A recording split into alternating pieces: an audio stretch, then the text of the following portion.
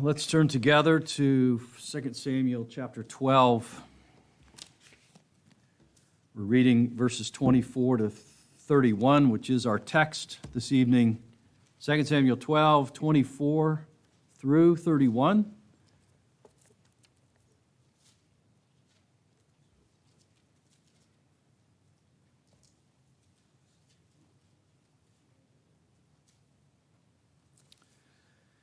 Then David comforted his wife Bathsheba and went into her and lay with her. And she gave birth to a son, and he named him Solomon. Now the Lord loved him and sent word through Nathan the prophet, and he named him Jedediah for the Lord's sake. Now Joab fought against Rabbah of the sons of Ammon, and captured the royal city. And Joab sent messengers to David and said, I have fought against Rabbah. I have even captured the city of waters. Now therefore gather the rest of the people together and camp against the city and capture it, lest I capture the city myself and it be named after me. So David gathered all the people and went to Rabbah, fought against it and captured it. Then he took the crown of their king from his head, and its weight was a talent of gold, and in it was a precious stone, and it was placed on David's head.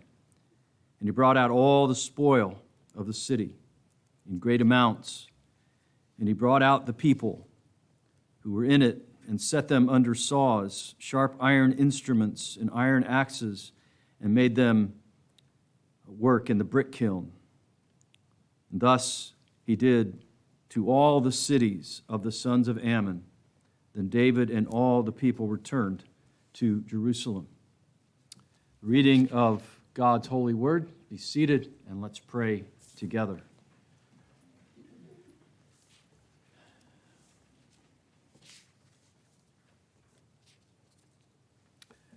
We praise your name, O Lord our God, for your word, for its power, for its efficacy in our lives, for its great purpose, for all that it accomplishes in our souls. We ask, O Lord, that you would bring about your will this evening. We remember your promises, that your word will not return to you void without accomplishing all for which you've sent it. And so, by the promise that you've given concerning your word, and by the Spirit whom you've promised us, we pray that you'd pour out your blessings upon us now, both in the preaching and the hearing of the word. We ask in Jesus' name. Amen. Amen. One of the grand fictions promoted in the realm of politics today is that a leader's personal life has little to no bearing on his public performance, which of course is patently false and is so on several counts. In the first place, the things that happen in our personal lives affect our persons, and our persons are the one that carry out our public duties. Second, issues such as character and integrity developed in the private sphere are vitally important to our success in the public sphere.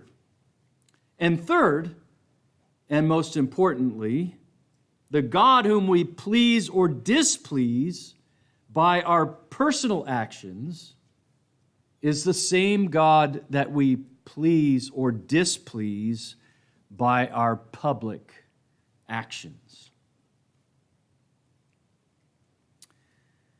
If ever there was a man whose private actions impacted his public role, that person was King David. David's adultery with Bathsheba was committed in the privacy of the palace. But Uriah's murder was carried out in connection with his public office as the king of Israel and as the commander-in-chief of Israel's army. The judgment that fell upon David for the public blasphemy of his enemies would arise because of his private sin. At the same time, remarkably and wondrously, our text reveals that David's repentance restored him to God, both for his duties in private and in the public realm. David said to Nathan, "I have sinned against the Lord." Chapter 12 and verse 13. That same verse, Nathan said to David, "The Lord has taken away your sins." The spiritual renewal that God granted David in response restored his personal fellowship, restored his family blessing, as well as his public usefulness as Israel's king. And because God never changes, because the God that we serve is the God that David served, this same restoration is available to sinners today. Our text divides into two sections in verses 24 and 25. There is God's restoration in the private realm. 26 to 31, God's restoration in the public realm. And so in the first place, God restores sinners to his favor in the private realm. As they repent, God grants that restoration to them personally. However sinfully their relationship began, and despite the fact that David's actions, including his adultery with Bathsheba, were evil in the eyes of the Lord, the king fulfilled his duty to his wife. God gave them a son, and the son's names tell the story in verses 24 and 25. He was a child of peace, and he was a child loved of the Lord. In the first place, to David and Bathsheba, he was a child of peace. That's what Solomon's name means. The name they gave to their son means peace. You can hear it in the Hebrew, shalomo. Solomon was David and Bathsheba's shalom. He was their peace. To the Lord, he's the beloved child. Now the Lord loved him. The Lord loved this son. The Lord loved this son, born out of such an illicit relationship, born in this sinful tryst between King David and Bathsheba. The Lord loved the son born to them after these things that David did that were evil,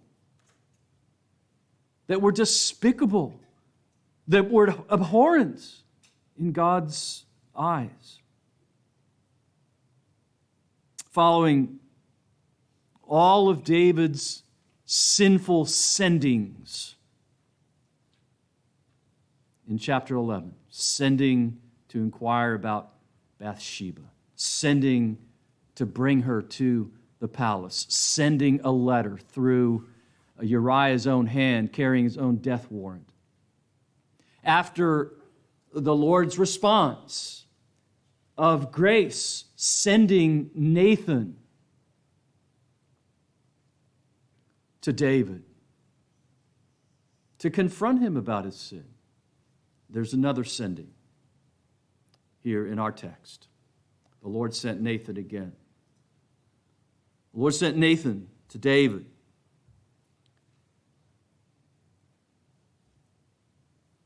This time with a message of comfort. He named him Jedediah, for the Lord's sake. Jedediah means beloved of Yah, short for Yahweh. It was for the Lord's sake. This would be a second chance for David and Bathsheba. David and his kingdom. God's grace enabled David to move forward, scarred by sin, but still held in the divine arms, still held close in God's mercy. David hadn't earned this opportunity in any sense. Rather, as John Calvin notes in a sermon on this passage, it depends on nothing outside God and His free grace. Solomon, who would succeed David on the throne, wasn't his oldest son. His parentage was cloudy, but God's grace would be with him. He was beloved of Yah, and that would make all the difference in his life. And if we, like David, have messed up royally in life, there's hope for us of God's grace. We too may lay hold of God's promises, trusting that God is working out His sovereign purpose through our trials, through our temptations, and yes, even through our sin. Can that be? Is that possible? That God could be working out His purposes in me,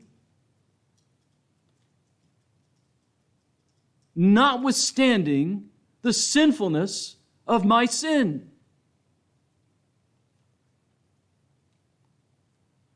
Well, if we believe the Bible, if we believe what Paul wrote in that familiar passage in Romans 8:28 and 29, then we must believe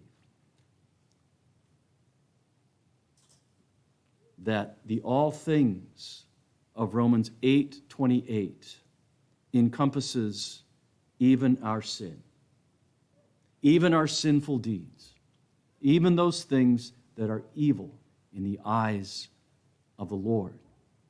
To those who love Him, to those who are called according to His purpose. And what purpose is that?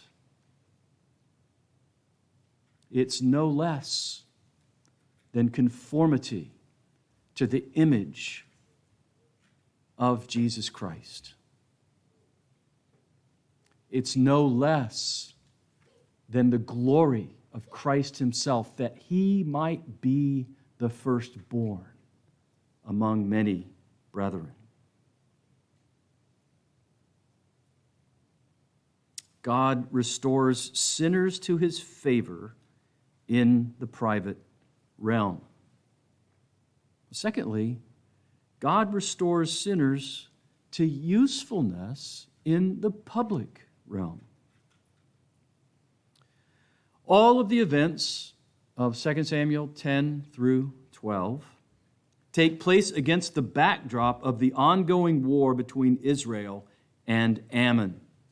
All during the activities of 2 Samuel 11 is that war that the narrator tells us about between Israel and Ammon, chapter 10.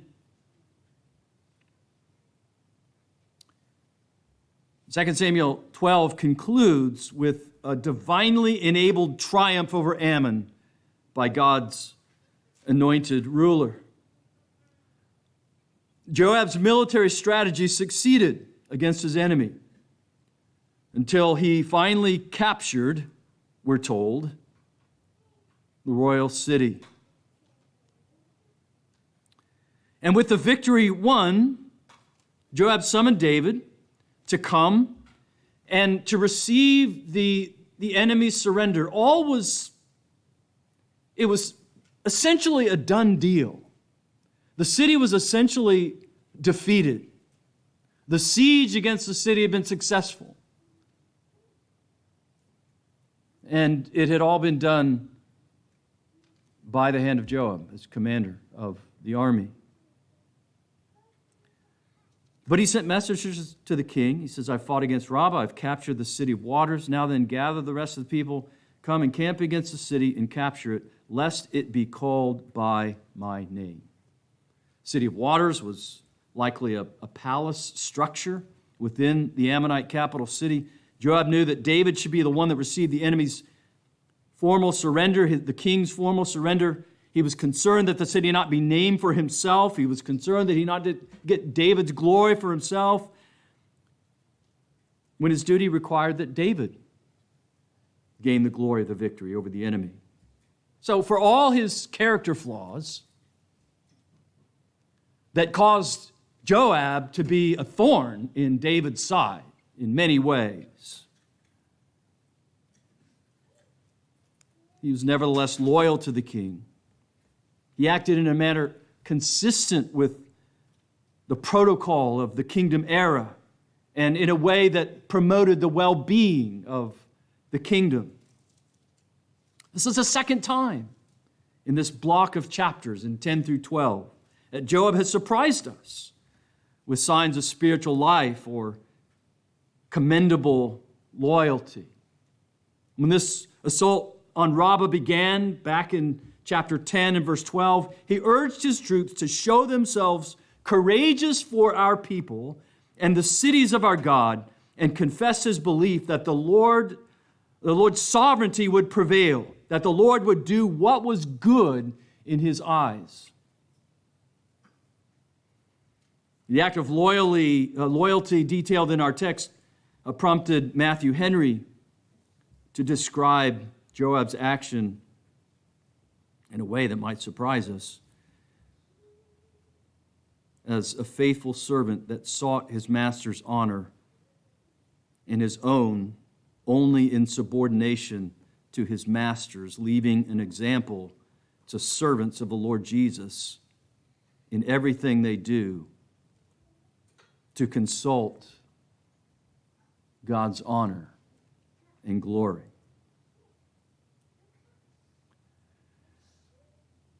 Now that may seem remarkable to us that Matthew Henry would write such a thing about such a man as Joab, about whose state we simply can't make any kind of judgment. But it might seem even more remarkable to us that God would grant David outward success following a period when he had been under such intense personal discipline. But David, remember, was still the anointed, still the ruler of God's people, and God had made promises regarding their salvation, regarding their deliverance, that called for this victory. What a tremendous comfort it is that even when we've acted sinfully so as to require God's personal discipline, he doesn't forget and he doesn't abandon his plans that call for our success in our callings as spouses, as parents, as church members, as church leaders. God doesn't leave us in the lurch, so to speak, when it comes to these outward duties. But he comes alongside us by his grace. He shows how great his mercy is.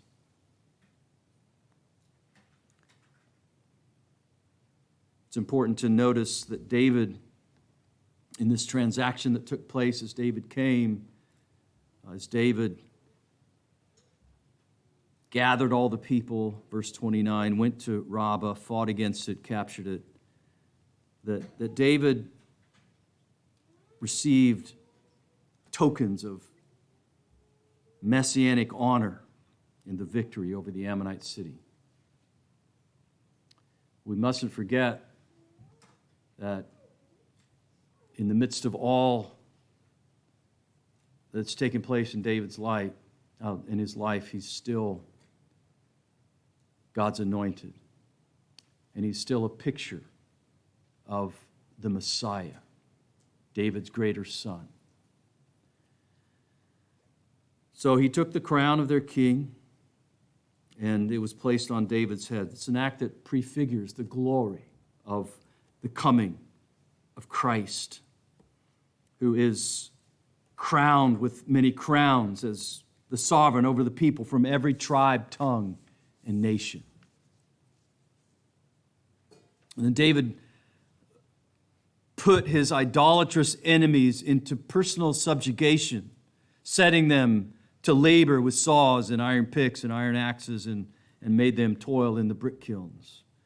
Christ would likewise place into subjection all his enemies, including Satan, sin, and death. David's public success as God's anointed king, in spite of his personal failure, shows us that God's plans for the grace and glory of his people are not dependent upon their performance, but on his settled divine decrees. There's no greater New Testament illustration of this principle, the principle that we have seen in David's life, than that of the Apostle Peter. His 3 denials of Jesus were carried out in the privacy of the high priest's court, around the fire. But remember that this apostle, who'd so grievously offended his Savior, his Master, his Lord, was restored to his public office. Peter, do you love me? You remember that interchange at the end of John's Gospel. Peter, do you love me? Yes, Lord. You know I love you.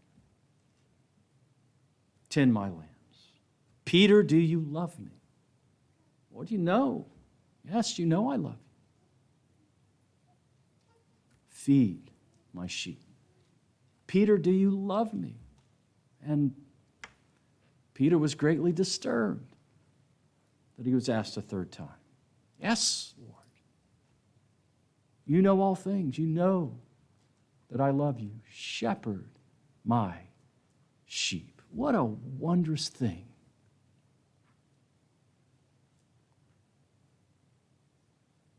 What a wondrous Savior it is, who so willingly, after such a deep and hurtful act on the part of one of his leading apostles, would be willing to restore him to his public duty as an apostle so soon after that grievous offense had taken place.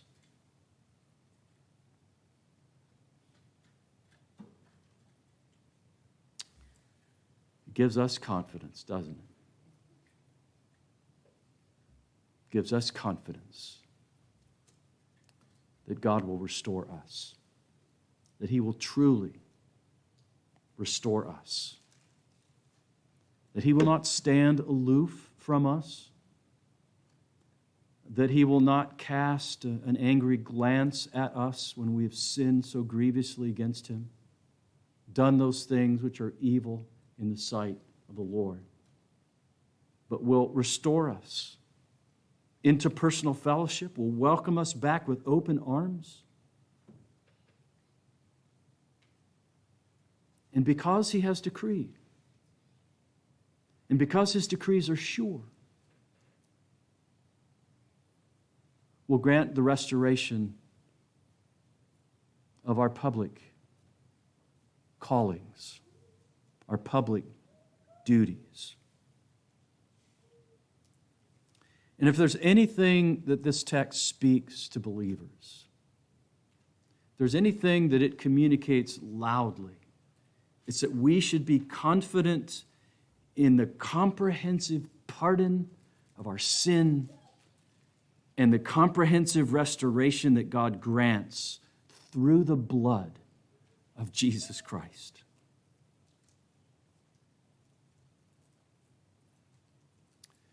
You know, as we worship, as we're in corporate worship together, we often talk about the pardon of sin and the comprehensive nature of that pardon. You listen to John in this first epistle, and you listen to the way he alternates in verses 7 to 10 of this first epistle. We walk in the light as he himself is in light. We have fellowship with one another, and the blood of Jesus cleanses us from all sin. If we say that we have no sin, we're deceiving ourselves, and the truth is not in us. If we confess our sins, he's faithful and just to forgive us our sins and to cleanse us from all unrighteousness. You hear the comprehensive note of forgiveness in these promises. And then in verse 10, if we say we have not sinned, we make him a liar, and his word is not in us. You know what John could have just as easily said as he alternates there between the surety of God's forgiveness and the falsity of denying our sin. He could have just as easily said, if we say that God has not forgiven us fully, comprehensively, if we say that God has not restored us comprehensively, we make God a liar. And why is that? Because God has promised, and his promises are sure. There's nothing more sure than the promises that God holds out to his people. Can this be? Can this really be? How is such pardon, how is such restoration possible? David had a son whom God named Jedediah, beloved of Yah. God has a beloved son with whom he is well pleased. And the sheer magnitude of our pardon and restoration can only be attributed to God's magnificent grace freely bestowed upon sinners like you and me in the beloved of Yah. In him, Paul writes so wonderfully, we have redemption through his blood, the forgiveness of our trespasses, according to the riches of his grace, which he lavished upon us in his beloved. Hallelujah. Let's pray. Lord, you have given us such a wondrous gift of grace in your Son. We believe the promises that you've given us, but we confess that we are the ones that stand aloof when we sin and doubt your promises, doubt the full and free pardon, the comprehensive forgiveness of sin that you grant to us in Jesus Christ. We doubt that you would be so kind and so merciful, so generous, so loving to restore us to those duties to which you've called us.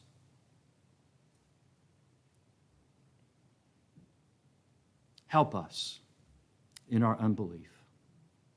Help us to believe. Help us not to make you a liar, but to believe all the good and precious promises that you've given to your people